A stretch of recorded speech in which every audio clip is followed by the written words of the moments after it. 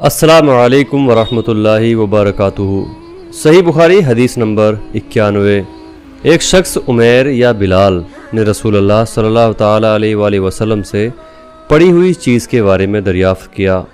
آپ صلی اللہ تعالیٰ علیہ وآلہ وسلم نے فرمایا اس کے بندھن پہچان لے، یا فرمایا کہ اس کا برتن اور تھیلی پہچان لے، پھر 1 سال تک اس کی پہچان کا اعلان کراؤ، پھر اس کا مالک نہ ملے تو اس سے فائدہ اٹھاؤ، اور اگر مالک آ جائے تو اسے سونپ دو۔ اس نے پوچھا کہ اچھا، گم ہوئے اونٹ کے بارے میں کیا حکم ہے؟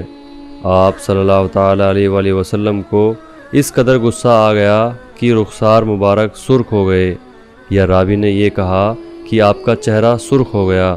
یہ سن کر آپ صلی اللہ تعالیٰ علیہ وآلہ وسلم نے فرمایا تجھے اونٹ سے کیا واسطہ؟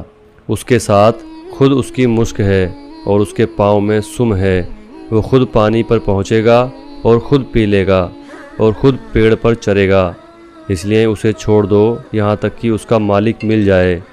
اس نے کہا کہ اچھا، گم ہوئی بکری کے بارے میں کیا ارشاد ہے؟ آپ صلی اللہ تعالیٰ علیہ وآلہ وسلم نے فرمایا وہ تیری ہے یا تیرے بھائی کی، ورنہ بھیڑیے کی غذا ہے۔